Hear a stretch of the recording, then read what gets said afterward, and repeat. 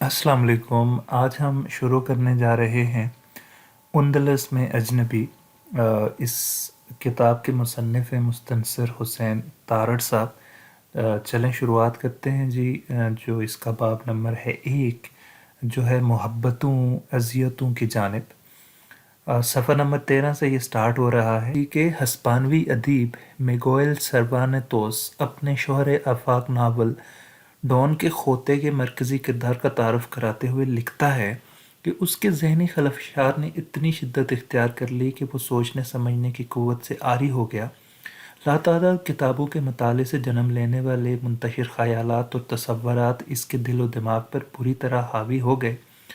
उसका ज़हन राहनाइयों, फ़सादों, जंगों, मुकाबलों, ज़ख्मों, शिकायतों, मोहब्बतों, अज़ियतों और इसी किस्म के दिगर मुमकिनात के बोहतात की अमाजगा बन गया। नौबत यहाँ तक पहुँची कि किताबों में पड़ी हुई तमाम तख़य्युलाती दास्तानें उसे मुस्तनद तारीख़ की मानिद हक़ाइक़ पर मबनी नज़र आने लगीं, और यूँ डॉन के खोते ने मुहिम जूही की तलाश की गरज से सफ़र पर कमर बांधी। इसका मतमा नज़र शुजाअत के कारनामे दिखाकर दुनिया से बुराई की क़ुव्वतों का गला कमा करना और दुखी इंसानियत के ज़ख़म पर मरहम रखना था। मैं भी एक ऐसे ही सफ़र पर कमर बस्ता था, मगर शायद मेरा ज़हनी खलफशार डॉन के खोते की मानिद शदीद न था। मैंने हिस्पानिया के बारे में जो दास्तानें पढ़ रखी थीं वो तसव्वुराती न थीं, बल्कि तारीख़ी हक़ाइक़ पर मबनी थीं कि खोते ने इस मुहिम जो न सफ़र के आगाज़ से कबल अपने बाप दादा की कदीम और पोसीदा ज़दा बख्तर निकाल कर पहनी, और मैंने सामान का थैला चंद किताबों और पुरानी पोस्तैन और 2 कैमरों से पुर किया और कांधे पर डाल दिया। इसने अपने लागर घोड़े रोज़ी नानते को ज़रिया सफ़र बनाया और मैं भाप के देव पर सवारी कर रहा था। उसे शजाअत के कारनामे दिखाने के लिए किसी नाकाबिल तस्खीर किले की तलाश थी, और मैं तस्खीर हो जाना चाहता था। वो शब बसरी के लिए किसी चरवाहे की झोंपड़ी का मुतलाशिर था, और मैं अपनी झोंपड़ी एक खेमे की सूरत में कंधों पर उठाए फिरता था। सफ़र की मुकम्मल तैयारी के बाद डॉन खोते को एक ऐसी खातून की तलाश हुई जिस पर वो अपना दिल निसार कर सके और बहादुरी के कारनामे सर अंजाम देने से कबल इसका नाम लेकर अपना नेज़ा चूम सके। बकौल सर्वांतिस, एक मुहिम जो शख्स महबूबा के बगैर ऐसे ही है जैसे एक दरख्त फल और पत्तों के बगैर। चुनांचे डॉन के खोते ने एक देहाती दोशीज़ा को अपनी महबूबा करार देकर सफ़र का आगाज़ किया। मैं इस मामले में डॉन के खोते से पीछे रह गया था। क्यों? क्योंकि लाहौर शहर की तंग गलियों में अगर महबूबा की तलाश की जाए तो सफ़र मुहिम जूही के बजाय सफ़र आखिरत का आगाज़ हो जाता है। डॉन के खोते कील काटने से लैस होकर अपने मरियल घोड़े रोज़ी तांते पर सवार हुआ और इसकी बांगें खुली छोड़ दी कि जिधर भी चाहे चल दे, क्योंकि मुहिम जूही का यही खासा होता है। बहाव से चलने वाले जिस आइनी देव पर मैं सवार था वो मेरे बस में न था। वो मुझे पेरिस से सीधा सान सेबस्तान लिए जा रहा था, रहनाइयों की जानिब, अज़ियतों की तरफ, मोहब्बत की समत, जिनके बारे में मैं अब तक सिर्फ किताबों में पढ़ता आया था। सारी रात हमारी गाड़ी फ्रांस के वसी मैदानों और जंगलों में दौड़ती रही। मैंने डब्बे में सवार मुसाफिरों का जायज़ा लिया। एक गलीज़ हिस्पानवी और गट्ठे हुए जिस्म की एक नौजवान औरत जिसका सर नींद की मदहोशी में मेरे शाने के साथ आ लगा था। डब्बे में बेपनाह घुटन थी। तमाम मुसाफिर सो रहे थे, मगर नींद मुझसे कोसों दूर थी। मूर की वापसी, रोमियो ने मगरबी अफ्रीका को मोरितानिया कहा और वहाँ के बाशिंदों को मूरी का नाम दिया। यही लफ्ज़ हिस्पानवी में मूरो कहलाया और अंग्रेज़ में मूर, और फिर तमाम मुसलमानों को बिला तफरीक मूर कहा जाने लगा। यहाँ तक कि फ़िलिपाइन के मुसलमान अब भी मूर कहलाते हैं, क्योंकि ये जज़ायर एक हिस्पानवी मिगालन ने दरियाफ्त किए थे। हिस्पानवी, जो हर मुसलमान को मूर कहते हैं, गरनाता से जिलावतन होने के 477 बरस बाद एक पाकिस्तानी मूर की वापसी अपने वतन उंदलस की जानिब। डब्बे में घुटन नाकाबिले बर्दाश्त हद तक बढ़ गई थी। फ्रांसीसी ताज़ा हवा को سمیں قاتل سمجھتے ہیں اور ہمیشہ اپنے گھر کی اور دوران سفر ٹرین کے ڈبے کی کھڑکیاں مضبوطی سے بند کر کے سوتے ہیں۔ ہسپانوی مزدور منہ کھولے خراٹے لے رہا تھا۔ دونوں راہبائیں بالکل اکڑو جیسی سوئی ہوئی تھیں۔ جب کبھی پٹری بدلنے سے ٹرین جھولتی تو ان کے سر آپس میں ٹکرا جاتے، مگر وہ فوراً سنبھل جاتی اور پھر اکڑ کر بیٹھ جاتی۔ فرانسیسی جوڑا آپس میں گڑمڑ ہو کر سو رہا تھا۔ نوجوان عورت کا سر بدستور میرے شانے پر آرام کر رہا تھا۔ اس کا سانس بے حد گرم تھا۔ معاف کیجیے گا، میں نے آہستہ سے اپنا شانہ ہلایا۔ اوں، عورت نے نیند میں ڈوبی ہوئی دائیں آنکھ کھول کر کہا اور پھر مسکرا کر میرے اور قریب ہو گئی۔ معاف کیجیے گا، میں ڈبے سے باہر جانا چاہتا ہوں، میں نے شانہ جھٹک کر کہا۔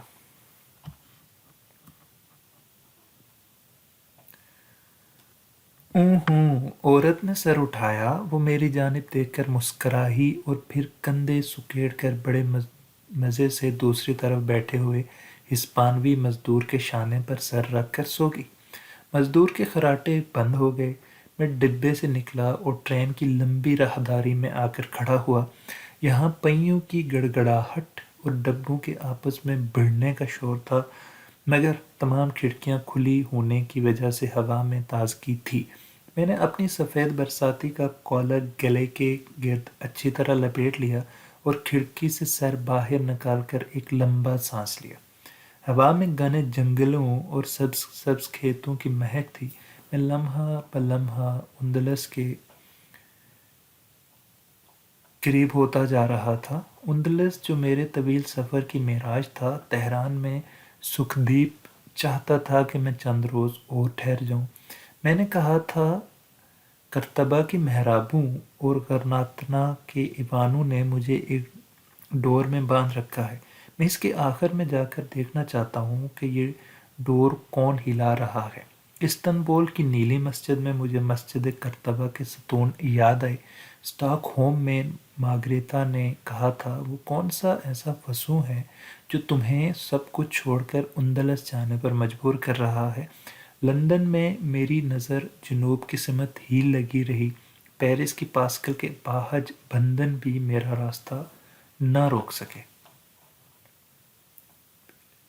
بیلیت موسلو، یہاں پہ میں ایک چیز مینشن کروں کہ بہت ساری ایسی ٹرمز ہیں جو یا تو فرینچ میں ہیں یا پھر ہسپانوی زبان میں ہیں، تو میں معذرت چاہتا ہوں کہ اگر اس کو میں غلط انداز میں پڑھ رہا ہوں۔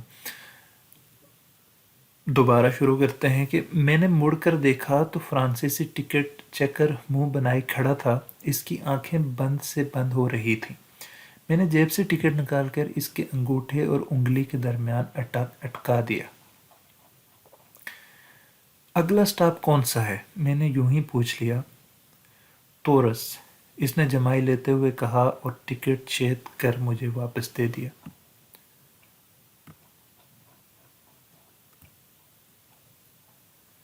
اس کے جانے پر میں نے اپنی کونیاں کھڑکی کی چوکھٹ پر ٹکا دیں اور باہر دیکھنے لگا۔ ہر شے تاریکی میں ڈوبی ہوتی تھی۔ خنک ہوا میں خوشبو تھی، خوشبو اپنے وطن کی۔ تورس قریب آ رہا تھا، تورس جہاں جبل طارق سے بپھرنے کے بعد مسلمانوں کی فتوحات کی طوفانی لہر مدھم ہوئی اور پھر ہموار ہو کر زمین پر بچھ گئی۔ مسلمان ہسپانیہ اور پرتگال فتح کرنے کے بعد فرانس کے ایک بڑے حصے پر قابض ہو گئے۔ کبن لکھتا ہے، دمشق اور سمرقند کے سلطان کی افواج گاسکنی کے انگوروں کے باغات اور بوردے کے شہر سے بھی آگے نکل گئیں، یہاں تک کہ فرانس کے جنوبی حصے نے دریائے کیرون سے دریائے روہن تک مسلمانوں کے عادات و اطوار اپنا لیے۔ اندلس کے اموی گورنر عبد الرحمن الغافتی نے 736 کے موسم بہار میں بلند کو پیرانیز عبور کیے اور دریائے گیرون کے کنارے ڈیوک آف یورڈس کو شکست دینے کے بعد بوردے پر حملہ آور ہوا۔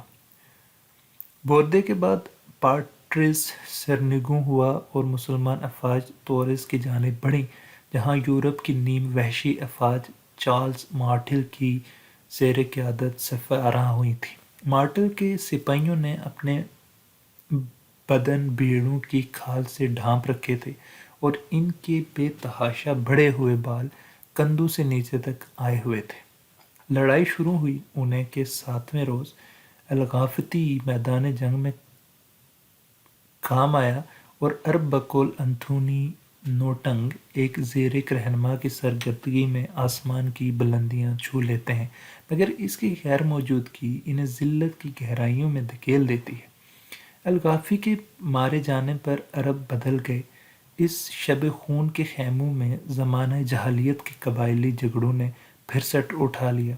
یمنی، نجدی، حجازی اور شامی متفقہ طور پر کسی ایک شخص کو قائد تسلیم کرنے میں ناکام ہو گئے۔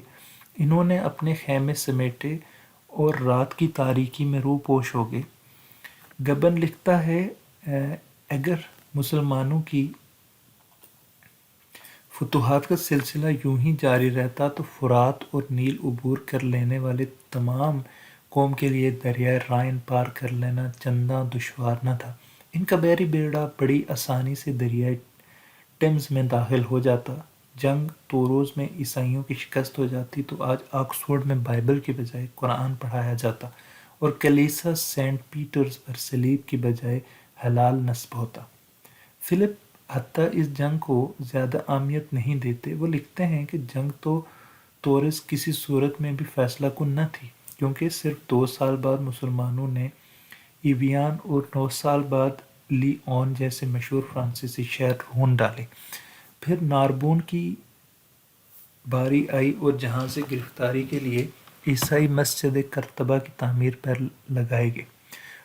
رات کے پچھلے پہر توروز آیا، میرے ڈبے کا دروازہ کھلا اور وہ جوان عورت آنکھیں ملتی ہوئی باہر نکل آئی۔ تورس، اس نے جلدی سے پوچھا۔ میں نے سر ہلایا۔ بون وائچ، اس نے شرارت سے لب سکیڑے اور ٹرین سے اتر کر پلیٹ فارم سے پرے تاریکی میں گم ہو گئی۔ اس کا سر میرے شانے کے ساتھ آ لگا تھا۔ مسلمان تورس تک آپ پہنچتے تھے، وہ مجھ سے علیحدہ ہو کر تاریکی میں گم ہو چکی تھی۔ یورپ مسلمانوں کے قدموں میں تھا اور پھر ایک خواب تاریکی میں جذب ہو گیا۔ انجن نے وسل دی اور گاڑی رینگنے لگی، بالکل آہستہ آہستہ، جیسے آج سے پورے 1237 برس پیشتر مسلمان ایک سیاہ رات میں تورس سے روپوش ہو گئے تھے۔ گاڑی اسٹیشن سے باہر نکلی تو مجھے احساس ہوا کہ عربوں کی اندلس کی حدود یہاں سے شروع ہوتی تھی۔ ان کی آمد سے قبل ہسپانیہ کا ایک صوبہ وہاں بسنے والی قوم و نڈال کی مناسبت سے وندلوسیا یعنی وندالوں کا مسکن تھا، جو بعد میں بگڑ کر اندلیسیا ہوا اور پھر اندلس میں بدل گیا۔ عرب ان تمام علاقوں کو اندلس کہتے تھے جہاں آج کل ہسپانیہ، پرتگال اور جنوبی فرانس کے اس حصے میں جہاں میری گاڑی جا رہی تھی شامل ہیں۔ زوروں احباؤں کی انگلیوں میں تسبیح کے دانے پھیل رہے تھے۔ فرانسیسی جوڑا اپنے شکن آلود لباس درست کر رہا تھا اور ہسپانوی مزدور اپنی بڑھی ہوئی داڑھی کھجلانے کے ساتھ ساتھ ایک پیاز کھلانے میں مصروف تھا۔ صبح ہو چکی تھی اور ہم ہسپانیہ کے سرحدی قصبے میں ایرون میں داخل ہو رہے تھے۔ کسٹم کی چیکنگ خاصا صبر آزما مرحلہ تھا۔ میں فرانس سے ہسپانیہ میں داخل ہونے والے سیاحوں کی ایک طویل قطار میں اپنا سامان کا تھیلا کندھوں پر ڈالے پلیٹ فارم پر کھڑا جمائیاں لے رہا تھا۔ میری باری آئی تو کسٹم آفیسر نے سامان کھولنے کو کہا۔ میں نے اپنے تھیلے کی گرہ کھول کر اسے کاؤنٹر پر رکھ دیا۔ کسٹم آفیسر نے تھیلے میں رکھی کتابوں پر ایک نظر ڈالی۔ مورزن اسپین ہوں، ورش اسپین، نو الحمرا کی کہانیاں۔ اس نے باقاعدہ منہ بنا لیا اور میرے پاسپورٹ پر مور لگا کر مجھے فارغ کر دیا۔ میرے پیچھے 2 امریکی لڑکیاں کھڑی تھیں جنہیں کسٹم آفیسر نے ہاتھوں ہاتھ لیا۔ سامان کی تلاشی تو درکنار، اس نے اس کے پاسپورٹوں پر مور لگانے کے بعد ان کو سلوٹ بھی کیا۔ لڑکیاں خوش شکل تھیں اور ہسپانیہ ہسپانوی چاہے زندگی کے کسی بھی شعبے سے متعلق ہو قدرتی طور پر حسن پرست ہوتا ہے۔ کسٹم سے فارغ ہو کر میں دوسرے مسافروں کے ساتھ ایک ہسپانوی گاڑی میں سوار ہو گیا جو سان سباستان تک جا رہی تھی۔ ڈبے میں ایرون کے گرد و نواح میں رہنے والے مزدوروں کا بے پناہ ہجوم تھا جو صبح سویرے سان سبستان کے کارخانوں میں کام کرنے جا رہے تھے۔ ان کا لباس اور جسمانی صحت کا معیار اس بات کا پتہ دے رہے تھے کہ ہسپانیہ یورپ کا غریب ترین ملک ہے۔ گاڑی کی رفتار بے حد آہستہ تھی۔ ریلوے لائن کے پہلو میں واقع عمارتوں کی سفیدی اتری ہوئی تھی اور جا بجا پلستر کے اکھڑے جانے سے اینٹیں نظر آ رہی تھیں۔ گزشتہ شب سفر کا بیشتر وقت راہداری میں کھڑے ہو کر گزرا تھا، اس لیے اب نیند آ رہی تھی۔ میں کھڑکی کے ساتھ ٹیک لگا کر اونگنے لگا۔ دیکھیے، اگر آپ برا نہ مانیں تو ہم آپ کے ساتھ بیٹھ جائیں۔ میں نے بمشکل اپنی نیند سے بھاری آنکھیں کھولیں تو سامنے ہسپانوی کسٹم آفیسر کی پسندیدہ امریکی لڑکیوں کی کھڑے پایا۔ وہ گھبرائی ہوئی نظر آ رہی تھی۔ میں کھسک کر کھڑکی کے ساتھ لگ گیا اور وہ فوراً میرے برابر والی نشست پر براجمان ہو گئی۔ میرے ساتھ بیٹھی ہوئی پستہ قد اور قابل رشک صحت کی مالک لڑکی نیلے رنگ کی چست پتلون اور کالے سویٹر میں ملبوس تھی۔ سویٹر لمبائی میں چھوٹا ہونے کی وجہ سے پتلون تک پہنچتے پہنچتے رہ گیا تھا۔ وہ بارہا سویٹروں کو دونوں ہاتھوں سے کھینچ کر سویٹر اور پتلون کے درمیان فاصلے کو پر کرنے کی کوشش کرتی، مگر ہاتھ اٹھاتے ہی جسم کے بالائی حصے کے کھچاؤ کی وجہ سے سویٹر سکڑ کر پھر اپنی پرانی حالت میں آ جاتی اور پتلون کی بیلٹ کے عین اوپر اس کا سفید پیٹ نظر آنے لگتا۔ دوسری لڑکی نے، جس کا چہرہ قدرے لمبوترا تھا، اپنے کندھوں پر ایک خیز نما شال اوڑھ رکھی تھی۔ دراصل ان ہسپانوی مزدوروں نے بے حد تنگ کر رکھا تھا۔ پستہ قد لڑکی نے قدرے توقف کے بعد کہا، بلکہ دوسری نے اپنے جسم کا ایک حصہ سہلاتے ہوئے منہ بنا لیا۔ چٹکیاں بھی لیتے تھے۔ ڈبے کے ایک کونے میں چند ہنسمکھ نوجوان ہسپانوی مزدور کھڑے دانت نکال رہے تھے۔ لڑکیوں کو میرے پاس بیٹھ کر انہوں نے برا سا منہ بنایا۔ ویسے ان کا قصور نہیں، پستہ قد لڑکوں نے ہنس کر کہا۔ موسم گرما میں لاکھوں سویڈش لڑکیاں ہسپانیہ میں وارد ہو جاتی تھیں اور ان کے مقاصد اتنے نیک نہیں ہوتے تھے۔ انہوں نے مجھے بتایا کہ وہ یورپ ریل پاس پر سفر کر رہی ہیں جو 1 ماہ کے لیے یورپ کے تمام ممالک میں غیر معینہ سفر کے لیے کارآمد ہوتا ہے۔ یہ پاس صرف امریکی، جاپانی اور کینیڈین باشندوں کو ہی مل سکتا ہے۔ میں یورپ میں ایسے بے شمار امریکیوں سے ملا تھا جو یورپ ریل پاس پر سفر کر رہے تھے۔ وہ اپنے سفر کے اوقات کار کچھ یوں ترتیب دیتے کہ صبح سویرے کسی بڑے شہر میں وارد ہوئے، پورا دن وہاں گزارا، پھر کسی ایسی گاڑی میں سوار ہو گئے جو تمام رات چلنے کے بعد صبح سویرے تک کسی اور خوبصورت شہر کی طرف لے جائے۔ یوں وہ ہوٹلوں میں رہائش کا خرچہ گاڑیوں میں سو کر بچا لیتے تھے۔ اگر ایک ہی شہر میں 2-3 روز قیام کرنے کا ارادہ ہوتا تو پھر ہر شام اسٹیشن پر جا کر کسی بھی سمت جاتی ہوئی گاڑی پر سوار ہو کر سو گئے، نصف شب کہیں اتر گئے اور مخالف سمت سے آتی ہوئی کسی اور گاڑی میں بیٹھ کر مزے سے سوتے ہوئے صبح سویرے واپس اسی شہر میں پہنچ گئے۔ ایرون سے سان سبستان تک سفر 40 منٹ میں طے ہوا۔ دوران سفر ہسپانوی مزدور بڑی باقاعدگی سے لڑکیوں کو گودتے رہے اور ان پر فکرے کستے رہے۔ گاڑی کھڑی ہوئی تو میں نے اپنا سامان کندھے پر رکھا اور پلیٹ فارم پر اتر گیا۔ مجھے بے حد بھوک لگ رہی تھی اور میری جیب میں پھوٹا پسیتا بھی نہ تھا۔ میں نے ٹکٹ چیکر سے سفری چیک ہسپانیہ کرنسی پسیتا میں تبدیل کروانے کے بارے میں دریافت کیا تو اس نے بتایا کہ کامبیو یعنی کرنسی کا تبادلہ ریلوے اسٹیشن میں واقع بانکو یعنی بینک سے ہوگا اور بینک تو 9 بجے کھلے گا۔ میں نے گھڑی پر نگاہ ڈالی، ابھی صرف 7 بجے تھے۔ چنانچہ میں ریلوے اسٹیشن کے ایک کونے میں سامان کا تھیلا سر کے نیچے رکھ کر لیٹ گیا۔ ابھی میں اونگنے کی تیاری کر رہا تھا کہ وہ عمر کی لڑکیاں پھر وارد ہو گئیں۔ اب آپ کو کون تنگ کر رہا ہے؟ میں نے وہیں لیٹے لیٹے دریافت کیا۔ کوئی بھی نہیں، پستہ قد لڑکی نے اپنا کالا سویٹر کھینچتے ہوئے ہنس کر کہا۔ ہم صرف یہ پوچھنا چاہتی ہیں کہ ہسپانوی کرنسی کہاں سے مل سکتی ہے؟ تشریف رکھیے، میں نے چمکیلے فرش پر ہتھیلی رکھ کر کہا۔ ہسپانوی کرنسی اسٹیشن کے بانکو سے ملے گی اور بانکو 9 بجے کھلے گا۔ چنانچہ انہوں نے بھی میری تنقید کی اور سامان سر کے نیچے رکھ کر چنانچہ انہوں نے بھی میری تقلید کی اور سامان سر کے نیچے رکھ کر اونگنے لگی۔ 9 بج گئے مگر بانکو نہ کھلا۔ اسٹیشن اب بالکل خالی پڑا تھا، سوائے ایک خاکروب کے جو پچھلے 2 گھنٹوں سے فرش کا ایک ہی کونا چمکا رہا تھا۔ میں اٹھ کر اس کے پاس گیا۔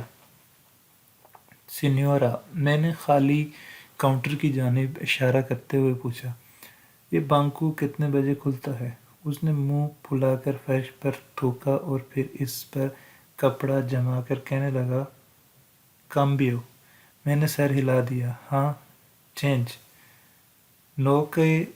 نو کامبیو، نو بانکو،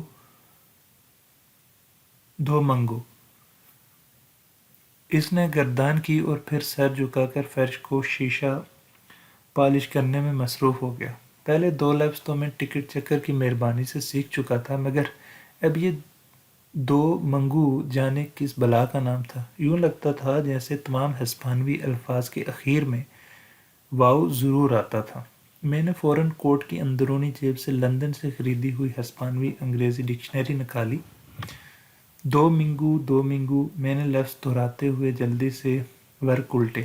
معلوم ہوا کہ 2 منگو ہسپانوی میں اتوار کو کہتے ہیں۔ ہسپانیہ میں میری پہلی صبح کچھ اتنی تلا دیر ثابت نہیں ہو رہی تھی۔ بھوک اسٹیشن سے باہر چمکتی دھوپ سے بھی زیادہ چمک رہی تھی۔ جیب میں ایک پیسہ نہ تھا اور نہ کہیں سے ملنے کا امکان تھا، کیونکہ آج اتوار تھا اور ظاہر ہے اتوار کو تمام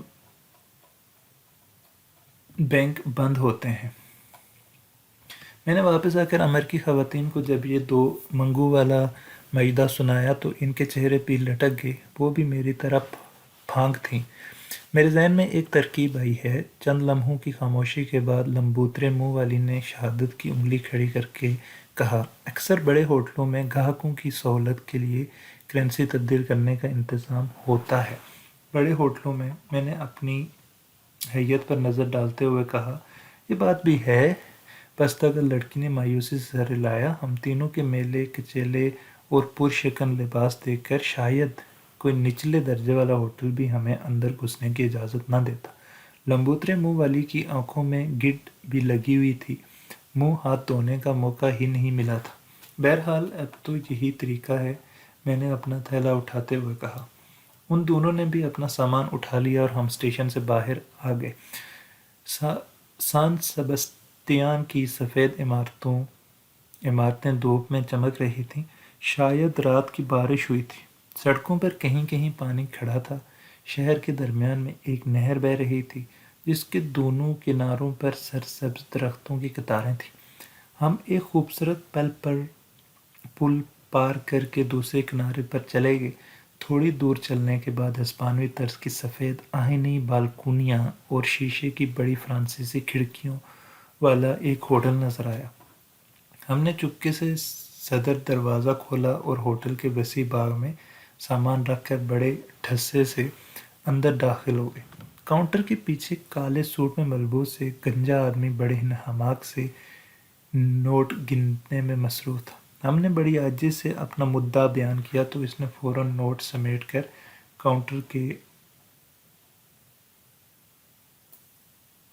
کاؤنٹر کے نیچے رکھ لیے اور پھر کسی قدیم گھڑیال کے پنڈولیم کی طرح سر ہلانے لگا۔ کرنسی صرف ہوٹل میں قیام پذیر گاہکوں کے لیے تبدیل کی جا سکتی ہے، کمبخت اصلی ہسپانوی نہیں لگتا تھا کیونکہ میری ساتھی امریکی لڑکیوں نے نہ صرف اپنی مسکراہٹوں کا آزادانہ استعمال کیا بلکہ پستہ قد لڑکی نے اپنے برہنہ پیٹ کو سویٹر کھینچ کر ڈھانپنے کی کوشش بھی نہ کی۔ ہم مایوس ہو کر باہر آنے کو تھے کہ میری نظر ڈائننگ روم میں بیٹھی دو انگریز بوڑھیوں پر پڑی جو چائے پینے میں مشغول تھی۔ انگریز اس لیے کہ یورپ میں چائے پینے کا تردد صرف یہی قوم کرتی ہے۔ میں ڈائننگ روم کا دروازہ کھول کر ان کے پاس چلا گیا، نہایت رونی شکل بنا کر اپنی بپتا سنائی اور ان سے التجا کی کہ وہ ہوٹل میں مقیم گاہکوں کی حیثیت سے ہمیں کرنسی تبدیل کرانے میں مدد دیں۔ درندے کہیں کہ ایک مائی نے چائے کی پیالی میز پر پٹخ دی۔ ظالم ہسپانوی دوسری مائی بسکٹ کھاتے ہوئے اپنا پوپلا منہ چلانا بھول گئی اور دونوں فوراً اٹھ کر میرے ساتھ کاؤنٹر پر چلی آئیں۔ ان بیچارے بچوں کے پاس خوراک خریدنے کے لیے بھی پیسے نہیں ہیں اور تم ان کے لیے کرنسی تبدیل نہیں کرتے۔ پیڈرو کے بچے، لیکن سوائے گاہکوں کے پیڈرو کے بچے نے لرزتے ہوئے اپنی صفائی میں کچھ کہنے کی کوشش کی۔ کیا ہم گاہک نہیں ہیں جو پچھلے 20 روز سے تمہارے اس استبل میں قیام پذیر ہیں؟ کیوں ایملی ڈیئر؟ ہاں ہاں باربرا ڈیئر، ہاں ہاں باربرا ڈیئر، اور 20 روز میں سے 16 دن بارش ہوتی رہی ہے۔ پوپلی مائی نے ہاں میں ہاں ملائی، اور ہمیں اس پیڈرو کے بچے نے یہ لکھ کر بلوایا تھا کہ اگست کے ان دنوں میں جہاں موسم خوشگوار رہتا ہے اور سورج چمکتا رہتا ہے۔ کیوں ایملی ڈیئر؟ ہاں باربرا ڈیئر، اس سے بہتر تھا کہ اپنی چھٹیاں لندن میں ہی گزار لیتیں، اور آج صبح ناشتے میں دیے گئے انڈے کم از کم 2 منٹ تک ابلتے رہے ہوں گے، حالانکہ میں نے خاص طور پر ہدایت کی تھی کہ میرا انڈا صرف پونے 2 منٹ تک ابالا جائے، کیونکہ ایملی ڈیئر جی وہ کرنسی اس سے قبل کہ ایملی ڈیئر اپنے جملے جلے ہوئے ٹوسٹ کا رونا روتیں، میں نے کرنسی کا رونا رو دیا۔ او ہو، تم بھول ہی گئی تھیں، دونوں نے معذرت بھرے لہجے میں کہا، اور پھر خیر آلود نگاہیں جما کر کہنے لگی۔ پیڈرو وہیں منجمد ہو گیا۔ جی میڈم، ان بچوں سے سفری چیک لے کر انہیں ہسپانوی پسیتے دے دو۔ جی میڈم، پیڈرو نے کھٹ سے کہا، اور فوراً ہم تینوں سے سفری چیک وصول کر کے ہمیں ہسپانوی پستیوں سے لاد دیا۔ ہم مائیوں کا شکریہ ادا کر کے ہوٹل سے باہر جانے والے تھے کہ ایملی ڈیئر نے ہمیں چائے کے لیے مدعو کر لیا۔ اس سے قبل کہ میں کچھ کہتا، لمبوترے منہ والی نے کہا، اوہ بہت بہت شکریہ، کہہ کر دعوت قبول کر لی۔ باربرا ڈیئر پوچلی مائی کرسی پر بیٹھتے ہی اپنی سہیلی سے مخاطب ہوئی۔ کیا ہے ایملی ڈیئر؟ دوسری مائی نے ہمارے لیے چائے بناتے ہوئے پوچھا۔ ہم نے آج ناشتے پر صرف ٹوسٹ اور مکھن کھایا تھا۔ پھر بسکٹوں کی پلیٹ لڑکیوں کے آگے رکھتے ہوئے کہا، پھر تمہارا انڈا پونے 2 منٹ کی بجائے 2 منٹ میں ابلا ہوا کیسے ہو سکتا ہے؟ ہاں یہ تو ہے مائی ڈیئر، اپنا بگلا سر کھجلایا اور پھر کچھ سوچ کر کہنے لگی، مگر پچھلے 20 روز میں 16 دن بارش بھی تو نہیں ہوئی، ہم تو صرف 10 روز سے یہاں مقیم ہیں۔ ہاں یہ بھی ہے۔ پوپلی مائی ہنس دی اور پھر ہم سے مخاطب ہو کر کہنے لگی، میرا خیال ہے ہم بوڑھی ہو چکی ہیں۔ جب ہم ہوٹل سے باہر نکلے تو ہماری جیبیں پستیوں کے بوجھ سے اور ہمارے پیٹ چائے اور بسکٹوں سے بوجھل ہو رہے تھے۔ پستہ کا لڑکی کا سویٹر مزید سکڑ چکا تھا۔ اب کیا ارادہ ہے؟ پستہ کا لڑکی نے اپنی ساتھی سے دریافت کیا۔ مجھے تو سان سیبستان سے وحشت ہونے لگی ہے۔ اسٹیشن پر آویزاں ٹائم ٹیبل کے مطابق 12 بجے ایک گاڑی میڈرڈ کے لیے روانہ ہوتی ہے، اسی پر سوار ہو کر میڈرڈ چلے جاتے ہیں، راستے میں سو بھی لیں گے۔ ایک رات کے لیے سامان سیبستان میں رک جائیں گے تو کیا حرج ہے؟ سویٹر والی لڑکی نے میری جانب معنی خیز نظروں سے دیکھتے ہوئے مسکرا کر کہا، ہاں کوئی حرج نہیں، مگر پھر بھی میں اکیلی کیا کروں گی؟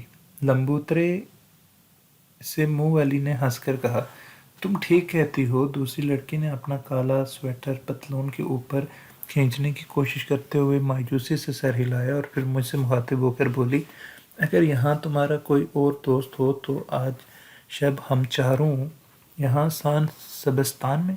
मैं बेख्तियार मुस्करा दिया। बहरहाल पेशकश का शुक्रिया, खुदा हाफिज़। मैंने दोनों से हाथ मिलाया और सामान उठाकर शहर की जानिब चल दिया। मैड्रिड में मुलाकात होगी। काले स्वेटर वाली की आवाज़ मुझ तक पहुंची। मैंने पीछे देखे बगैर अपना हाथ हवा में बुलंद कर दिया। 10 बज चुके थे, मगर सान सेबेस्टियान के खाली कूचा और बाजार देखकर ख्याल आता था कि शायद यहाँ के बाशिंदों को भी अभी तक तुलुए आफ्ताब का इल्म नहीं हुआ। मैंने सामान के थैले में से यूथ हॉस्टल बुक निकाल कर सामान सेबेस्टियान के यूथ हॉस्टल का पता तलाश किया और फिर शहर के मरकज़ की जानिब चलना शुरू कर दिया। यहाँ से मुझे हॉस्टल तक जाने वाली बस मिलनी चाहिए थी। प्लाजा मुनीर से साहिल की जानिब जाती हुई सड़क के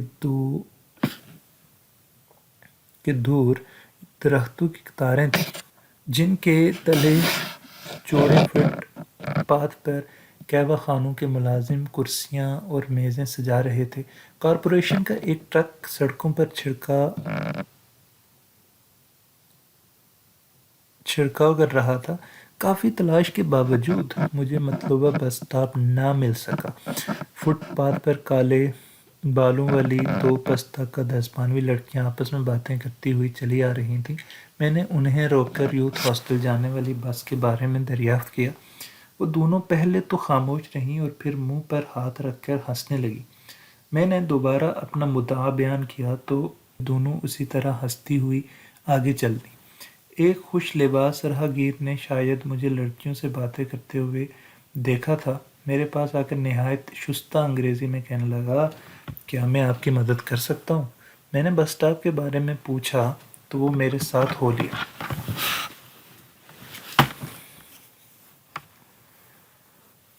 मैं भी इस जानिब जा रहा हूँ, मेरे साथ चलिए।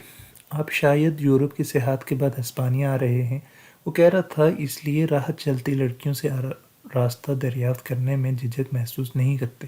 हिस्पानिया में ये बात इंतहाई मायूब समझी जाती है कि हम शमाल में रहने वाले अगरचे जनूब के नीम व वहशी उंदलिसियों वगैरह से ज़्यादा तहजीब याफ्ता हैं, मगर फिर भी हम इन नाजुक मामलों में अपने हमसाए फ्रांस की तकलीद नहीं करना चाहते। वैसे भी इसने अपने दोनों लब सख्ती से भींच कर कहा, हम बासिक हिस्पानवी नहीं होते। बासिक? मैंने इसके चौड़े चकले सीने और सुनहरी बालों की तरफ देखते हुए हैरत से कहा, बासिक कौन होते हैं? उसके कदम वहीं रुक गए और वो मेरी तरफ यूं देखने लगा जैसे मुझसे कोई अजीम गुनाह सरजद हो गया। अबे मारिया! उसने फौरन अपना छाता बाएं हाथ में मुंतकिल किया, पोतर मरियम का नाम लेकर अपने सीने पर सलीब का निशान बनाया और फिर कहने लगा, बासिक एक ऐसी नस्ल का नाम है जिसके खून में ज़र्रा भर मिलावट नहीं है। यूरोप की आला तरीन नस्ल हिस्पानिया में रहने वाले तमाम बाशिंदों की रगों में तो काफिर मूरों के खून की आमेजिश है, लेकिन कोहे पैरानीज के दामन में बसने वाली कौम हज़ारों साल से अपने पवित्र खून की हिफाजत कर रही है। बासिक जितना मेहनती, सेहतमंद और मजहबी शख्स आपको दुनिया भर में न मिलेगा। हिस्पानिया में अगर किसी को एक ईमानदार और मेहनती मजदूर की ज़रूरत पड़ती है तो वो कहता है, एक बासिक ले आओ। हम अपनी तमाम ज़मीनें इज्तिमाई तौर पर शिकायत करते हैं, काश्त करते हैं। बाप के मरने के बाद तमाम जायदाद बड़े बेटे के नाम मुंतकिल हो जाती है, जो पूरे ख़ानदान की ज़रूरियात पूरी करता है, और इसीलिए हम इन हिस्पानियों से ज़्यादा खुशहाल हैं। अगरचे कुछ लोग हमारा तकाबुल स्कॉटलैंड के बाशिंदों के साथ करते हैं, मगर ये दुरुस्त नहीं। हम इनकी तरह अच्छे कारीगर तो हैं, मगर कंजूस बिल्कुल नहीं। वो यूथ हॉस्टल को जाने वाली बस का स्टॉप मैंने डरते डरते اس کی بات کاٹ کر کہا، بس سٹاپ؟ ہاں ہاں ہاں بس سٹاپ۔ اس نے چلنا شروع کر دیا، مگر لیکچر پھر بھی جاری رہا۔ ہسپانوی لوگ اور مرکزی حکومت ہمیشہ ہمیں شک کی نظر سے دیکھتی ہے۔ وہ آنکھ میچ کر مسکرا دیا، اور ان کی تشویش بجا ہے۔ ہم ایک علیحدہ قوم ہیں، ہماری زبان، یہ ہمارے رسم و رواج اور عادتیں باقی ہسپانیوں سے دور دور تک نہیں ملتی۔ آزادی کی تحریک شروع ہے۔ پیرانیز کے پار فرانس میں رہنے والے باسک بھی ہماری مدد کر رہے ہیں۔ اگرچہ مرکزی حکومت نے تحریک آزادی کے سرکردہ رہنما کو گرفتار کر رکھا ہے، مگر ہم ایک نہ ایک دن آزاد باسک ریاست بنانے میں ضرور کامیاب ہوں گے۔ بس سٹاپ آنے تک اس بھلے آدمی نے صفائی باسک نسل کی بڑائی اور عظمت کے کارنامے بیان کرنے کے اور کوئی بات نہ کی۔ بس آئی تو اس نے خاص طور پر کنڈکٹر کو ہدایت کی کہ وہ مجھے یوتھ ہاسٹل کے سٹاپ پر اتار دے۔ اور ہاں، اس نے بس کی کھڑکی سے جھانکتے ہوئے کہا، تمہیں معلوم ہے کہ جب فرانس کا بادشاہ شارلیمان کوہ پیرانیز عبور کر کے ہسپانیہ پر حملہ آور ہوا تھا تو یہ باسک ہی تھے جنہوں نے مسلمانوں کے ساتھ مل کر درۂ رانسے دو میں اس کا برکس نکال دیا تھا۔ خوش قسمتی سے کنڈکٹر نے فوراً ہی وسل دے دی، اور میں باسک نسل کی عظمت کے بارے میں مزید معلومات حاصل کرنے کی سعادت سے محروم ہو گیا۔ سان سیباستیان کا یوتھ ہاسٹل شہر سے باہر ایک ہرے بھرے پہاڑوں کے دامن میں واقع تھا۔ میں نے 2 دن کے پاس اپنا کارڈ جمع کرا دیا اور اندر چلا گیا۔ کمرے میں 6 بستر تھے، جن میں سے ایک پر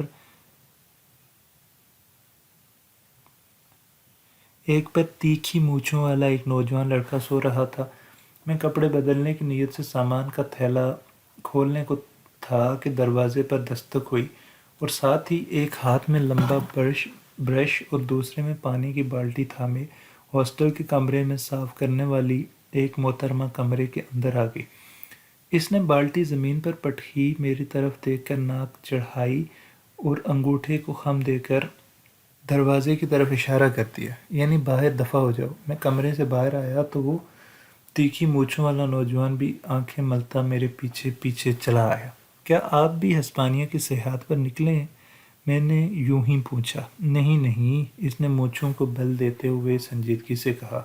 سان سیباستیان میں رہتا ہوں۔ اتوار کے روز میری بیوی میکے چلی جاتی ہے اور ہمارے 8 بچے گھر میں عودہ مچاتے ہیں کہ خدا کی پناہ، چنانچہ میں ہاسٹل میں آ کر سو جاتا ہوں۔ یہاں سوائے اس کمرے صاف کرنے والی کی اور کوئی میرے سکون میں مخل نہیں ہوتا۔ یورپ اگر خاندانی منصوبہ بندی کی اجازت دے دیتا تو میری زندگی یوں اجیرن نہ ہوتی۔ تمہارے کتنے بچے ہیں؟ میں غیر شادی شدہ ہوں۔ کسی کیتھولک لڑکی سے شادی مت کر بیٹھنا۔ ہاں، اس نے اونگتے ہوئے مجھے خبردار کیا۔ ادھر وہ ہسپانوی چوڑی کمرے کی صفائی پر دھیان دینے کی بجائے اپنے گلے کے کمال کا مظاہرہ کرتے ہوئے میں مصروف تھی۔ بستر تو واجبی طور پر جھاڑتی، مگر منہ کھول کر تانے خوب لگاتی۔ تقریباً 1 گھنٹے کے بعد جب میں اس کا گلا بیٹھنے لگا اور لا لا کی بجائے لا ہا ہا کی آوازیں برآمد ہونے لگیں تو اس نے کمرے کی صفائی مکمل ہونے کا اعلان کر کے ہمیں اندر آنے کی اجازت دے دی۔ میں اپنے بستر پر بیٹھ کر سامان کھولنے لگا تو وہ ایک سٹول کھینچ کر میرے پاس بیٹھ گئی۔ کہاں سے آئے ہو؟ کتنے روز ٹھہرو گے؟ ایک سگریٹ تو پلاؤ۔ سگریٹ دیا تو اپنے بچوں اور خاوند کے بارے میں تفصیلات بتانے لگی۔ میں نے بڑی مشکل سے رخصت کیا اور کپڑے بدل کر بستر پر لیٹ گیا۔ میری آنکھ کھلی تو وہ 2 بج رہے تھے۔ شہر جانے کے لیے تیار ہوا تو تیکھی مونچھوں والے صاحب کی آنکھ بھی کھل گئی۔ کہاں جا رہے ہو؟ اس نے جمائی لیتے ہوئے پوچھا۔ شہر کی جانب۔ شہر؟ اس کی جمائی وہیں منجمد ہو گئی۔ اس وقت 2 بجے؟ یہ تو سان سیباستیان دیکھنے کے لیے میرے پاس صرف آج کا دن ہے، میں نے مووی کیمرہ گلے میں ڈالتے ہوئے کہا۔ میں شاید کل صبح پامپلونا چلا جاؤں۔ گرمی بہت ہے، بہرحال ساحل کی جانب چلے جاؤ، وہاں خوب رونق ہوگی۔ وومنگ کاسٹیوم بھی ساتھ لیتے جانا۔ स्विमिंग कॉस्ट्यूम भी साथ लेते जाना। मैंने इसके मशवरे पर अमल करते हुए अपना स्विमिंग कॉस्ट्यूम, जो स्वीडन की एक झील में तर होने के बाद अब तक बड़ा सूख रहा था, एक तौलिए में लपेटकर बगल में दबाया और हॉस्टल के बाहर खड़ी हुई बस पर सवार होकर सान सेबेस्टियान के मशहूर साहिल समंदर को। तीखी मूछों वाला दुरुस्त कहता था, यहाँ खासी रौनक थी। चंद एक हिस्पानवी लड़कियाँ रेत पर बैठी स्वेटर बुन रही थीं और वह नहाने के लिबास की बजाय अपने रोज़मर्रा के लिबास में मलबूस थी। अलबत्ता खुश शक्ल और हिस्पानवी लड़कियों की टोलियाँ शिकार की तलाश में इधर उधर घूम रही थीं, और शिकार फ्रांसीसी लड़कियाँ थीं जो नहाने का मुख्तसर तरीन लिबास पहने ज़ेबतन किए रेत पर लेटी अपनी मुतनासिब जिस्म सांवला रही थी। बिकिनी चार गिरा कपड़े के इन दो टुकड़ों का नाम है जो 70 पोशी के उसूल वो अलग बांध कर रख रहे थे। जो माल अच्छा है पर अमल पैरा होते हुए जिस्म के एक हिस्से में और दूसरे पर अटका लिए जाते हैं। बिकिनी के बालाई हिस्से की पतली डोरी की गिरा शायद सिर्फ कुव्वत इरादी की बिना पर कायम थी, वरना इसमें सूत की मजबूती का चंदा दखल न था। चंद बरस बेशतर मजहबी वजूहात की बिना पर हिस्पानिया के साहिलों पर इस किस्म का लिबास पहनने पर कड़ी पाबंदी आयत थी। खिलाफ वर्जी करने वाले को बल्कि वाली को हिस्पानवी की पुलिस गार्विया सोल धर लेती और जुर्माने के साथ देश निकाला भी जाता। इस पाबंदी का असर ये हुआ कि कैंट से न्यूया और फ्रांस की आज़ाद मनश सयाह ख़वातीन ने अपने जिस्म का ज़्यादातर हिस्सा बुलाने की खातिर हिस्पानिया के बजाय इतालिया और यूनान के साहिली मकामात की जानिब कूच करना शुरू कर दिया। इन हर दो ममालिक में लिबास पर ऐसी कोई पाबंदी आयद न थी, बल्कि वहाँ के नौजवान लिबास और ज़ेब तन के दरमियान ज़ेब की गैर मौजूदगी ज़्यादा पसंद करते थे। चुनाचे माली मसलिहतों ने मजहबी जज्बात पर गलबा पा लिया और हुकूमत हिस्पानिया ने ये पाबंदी उठा ली। अब गैर मुल्की लड़कियाँ सिर्फ दो डोरियाँ नीचे ऊपर अटका कर खुले बंदों साहिल पर धूप सेंकती हैं, और इन ढकी अनढकी लड़कियों को देखकर हिस्पानवी नौजवान अपनी आंखें गरमाते हैं। मैं सड़क के साथ सीढ़ियों से उतरकर साहिल पर आया और फिर हिफाजती बंद के साथ एक लकड़ी के खोखे में लिबास तब्दील करके समंदर के करीब रेत पर लेट गया। समंदर एक आबनाई की सूरत में शहर के दरमियान कोंचा बीच तक चला आया था। आबनाई के दोनों सिरों पर इग्लिडो और उर्गल नामी दो सरसब्ज पहाड़ियों की खड़ी थीं। इन पहाड़ों के दरमियान सांता क्लारा का खूबसूरत जजीरा दिखाई दे रहा था, जिसकी छोटी सी बंदरगाह में मछेरों की चंद कश्तियाँ झूल रही थीं। इग्लिडो पहाड़ी पर वाक़ई किले के हिफाजती बुर्जों का रुख समंदर की जानिब है, और ये उन दोनों की याद दिलाता है जब बहरी कज़ाक सान सेबेस्टियान पर हमलावर हुआ करते थे। सान सेबेस्टियान हिस्पानिया के सूबे बासिक के अलावा मुल्क का गरमाई सदर मुकाम भी है। गर्मियों में जब मैड्रिड तपने लगता है तो आबादी की अक्सरियत सान सेबेस्टियान का रुख कर लेती है। कहा जाता है कि गर्मियों में सिर्फ वही लोग मैड्रिड में रह जाते हैं जो सान सेबेस्टियान जाने की तौफीक नहीं रखते। शहर की फ्रांसीसी तर्ज की इमारतों, गिरदोनवा के सरसब्ज पहाड़ों को नीचा बेच की गहमा गहमी और खुशगवार मौसमों ने काजी वली मोहम्मद जैसे सिक्का बंद बुजुर्ग को भी बेहद मुतासर किया था। यहाँ मैं काजी साहब का मुख्तसर तारफ़ करवा देता हूँ, ज़रूरी समझता हूँ, क्योंकि किताब का आइंदा औरात में भी इनका जिक्र आएगा।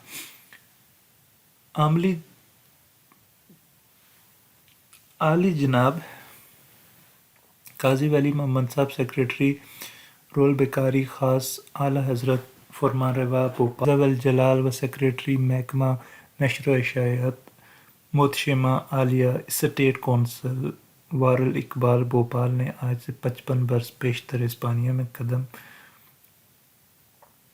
रंजा फरमाए और हिंदुस्तान वापसी पर सफ़रनामा उंदलस तरतीब दिया। काजी साहब वज़ादार قسم کے بزرگ تھے، اول تو موٹر گاڑی میں سفر کرتے اور اگر کہیں نصیب دشمنہ ٹرین میں سوار ہونا پڑتا تو درجہ اول میں بھی انہیں کوفت ہوتی تھی۔ شہر کے بہترین ہوٹل میں قیام پذیر ہوتے اور اٹھتے بیٹھتے سرکاری برطانیہ کی نمک خواری پر نازاں خدا سرسبز رکھے گلزار انگلیشیا کو۔ قاضی صاحب نے آج سے نصف صدی قبل ضعیف العمری اور نازک مزاجی کے باوجود اسلامی تاریخی مقامات عمارتوں کی تلاش میں ہسپانیہ کا کونا کونا چھان مارا، جہاں ان کا اندازہ بیان بے حد شگفتہ ہے، وہاں ان کی تاریخی بصیرت بھی حیران کن ہے۔ میں جب بھی ان کے سفر نامے اندلس کے اوراق کو دانی کرتا ہوں تو مجھے اپنی کمی مانگی کا شدت سے احساس ہونے لگتا ہے۔ اندلس میں اجنبی ایک کھلنڈر سے لاپرواہ اور کم علم سیاح کی آوارہ گردی کی داستان ہے، مگر قاضی صاحب کا سفر نامہ اندلس ایک محقق اور صاحب علم ہستی کی صحت کا نچوڑ ہے، جس میں ہسپانیہ کے شہروں، دریاؤں، مچھلیوں، پھولوں، زراعت، موسم، ریل، گداگروں، خانقاہوں اور کمارخانوں سے لے کر چوپاؤں اور موذی جانوروں تک کا ذکر ملتا ہے۔ وہ سفر نامے کے آغاز میں لکھتے ہیں کہ میں نے 1924 کا سفر یورپ محض اندلس کے صحرا نوردوں کے لیے کیا تھا۔ یہ اوراق پریشان سامان دلکشی سے معرّہ ہیں، تجارت کی گرم بازاری، مجالس کی دلفریبی، رقص سرور کی بزم آرائیاں دیکھنا مقصود ہو تو فرانس اور لندن کے سفر نامے کو دیکھو۔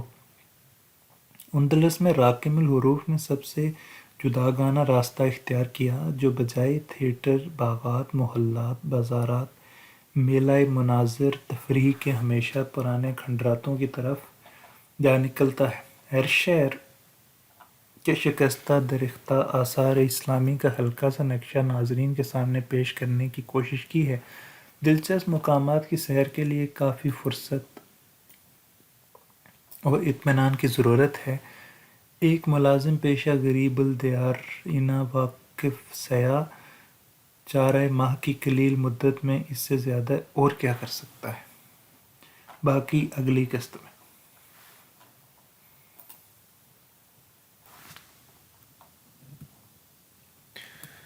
گلشن میں پھروں کہ سحر صحرا دیکھوں، یا معدن کوہ دشت دو دریا دیکھوں، ہر جاتری قدرت کے لاکھوں جلوے، حیراں ہوں کہ دو آنکھوں سے کیا کیا دیکھوں۔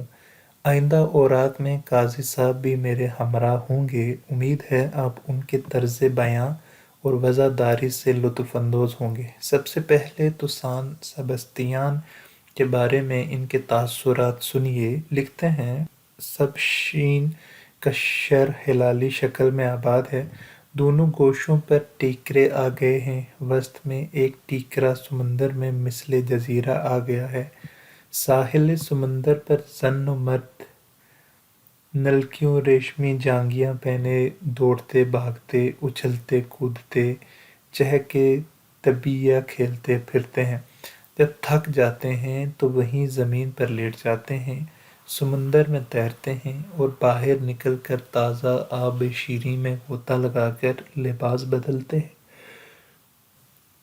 صدہا زن و مرد کا روزانہ صبح و شام یہی مشغلہ ہے، فرصت ہوتی تو ٹینس کے لیے نکل گئے یا رقص خانہ میں جا کر محو کیک خرامی ہو گئے۔ غرض یہ کہ ہر شخص بے فکر و بدمست ہے۔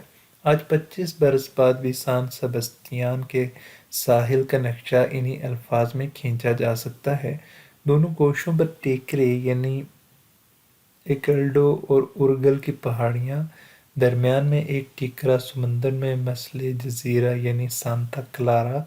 اس وقت بھی میرے سامنے زن و مرد ریشمی جانکیاں پہنے دوڑ بھاگ رہے تھے، شاید خبر نہیں کہ یہ چہل کے طبیبہ کیا بلا ہوتی ہے۔ 4:45 بجے کے قریب لوگوں نے ساحل سے اٹھنا شروع کر دیا، یوں لگتا تھا جیسے یا تو ان سب کو یکدم کوئی ضروری کام یاد آ گیا ہے یا پھر سامنے والے سانتا کلارا جزیرے میں ایٹمی دھماکے کا تجربہ ہونے جا رہا ہے۔ 4 बजे तक पूरी कूंचा बीच पर सिर्फ 2 खच्चर, एक मुस्तनसर और एक बूढ़ा रह गए। मैंने बूढ़े से, जो मेरे करीब ही ऊंधे मुंह लेटा ऊँघ रहा था, इस हिजरत का सबब पूछा। इसने बामुश्किल आंखें खोलकर अपनी कलाई पर बंधी घड़ी पर निगाह की और फिर जैसे इसे बिच्छू ने काट लिया। कुरीदा कुरीदा, इसने दोनों हाथों बेकरारी से हवा में लहराए और जल्दी से अपना सामान समेटकर वहां से चल दिया। मुझे याद आया कि पेरिस के कहवा खाने पगाल में एक अमेरिकी ने मुझे ये बताया फरताए हैरत में डाल दिया था कि वो हर इतवार बाकायदगी से सान सेबेस्टियान सिर्फ इसलिए जाता है कि वहाँ के बुल रिंग में हिस्पानिया के बेहतरीन बुल फाइटर्स अपने जौहर दिखाते हैं। आज इतवार था और 4 बज रहे थे।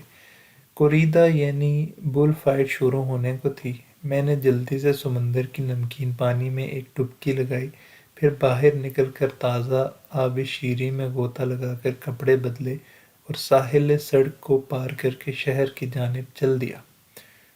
बुल रिंग का रास्ता दरियाफ्त करने की चंदा ज़रूरत न थी। यहाँ सेबेस्टियान के बाशिंदों की अक्सरियत एक ही जानिब रवां थी। यूँ लगता था जैसे कहीं शीरीनी बट रही है और लोग अपना हिस्सा लेने जा रहे हैं। अक्सर लोगों के हाथों में आज की बुल फाइट के बारे में तफसीली किताबचे थे। उनकी फाइट में लड़ने वाले 3 बुल फाइटरों की ज़िंदगी के हालात, मुकाबले में आने वाले बुल किस किस फॉर्म पर पले हैं, कौन सी नस्ल से ताल्लुक़ रखते हैं, वगैरह वगैरह। सान सेबेस्टियान का बुल रिंग शहर से बाहर समुंदर के किनारे से एक टेले पर वाक़या है। बुल रिंग के सामने इतना ज़बरदस्त हजूम था कि बुल रिंग की पहली मंजिल दिखाई नहीं दे रही थी। टिकट घर के बारे में जिस किसी हिस्पानवी से पूछता, वो अपनी ज़बान में कोई लच्छेदार फ़िक्रा कहकर गायब हो जाता। बुल फाइट शुरू होने में सिर्फ चंद मिनट बाकी थे और हर शख्स इसी की कोशिश में था कि जल्द से जल्द टिकट खरीद कर बुल रिंग के अंदर बेहतरीन नशिस्तों पर कब्जा जमाए। खासी देर इधर उधर धक्के खाने के बाद एक बड़ी अम्मा को मेरे हाल पर तरस आ गया और इसने मुझे टिकट घर तक पहुंचा दिया। इसी पसीते वाले टिकट के हुसूल के लिए बाकायदा धक्कम पेल जारी थी। चूँकि लाहौर के सिनेमाओं में टिकट खरीदते वक़्त ऐसे दुश्वार मराहिल से कई मरतबा सुरखरू होकर निकला था, इसलिए मैंने 100 पसीते का एक नोट मुट्ठी में दाबा और खालिस लाहौरी अंदाज में ईली का नारा लगाकर सिफें चीरता हुआ खिड़की तक जा पहुंचा। मेरी मुट्ठी जब टिकट फरोख्त करने वाले की नाक के ऐन सामने खुली तो इस जालिम ने उंगलियां नचा कर टिकट ख़त्म होने का ऐलान कर दिया। अब इसके अलावा और कोई चारा न था कि 120 पसीते वाला नुस्खा खरीदा जाए। बुल रिंग के गर्दबी हुई राहदारी से बालाई मंजिल तक लकड़ी की सीढ़ियां जा रही थीं। पहली मंजिल पर टिकट दिखाया गया तो गेट कीपर ने मुंह बना लिया और उंगली खड़ी करके ऊपर की तरफ इशारा कर दिया। दूसरी मंजिल पर भी यही हशर हुआ। बिल आखिर तीसरी मंजिल पर किस्मत ने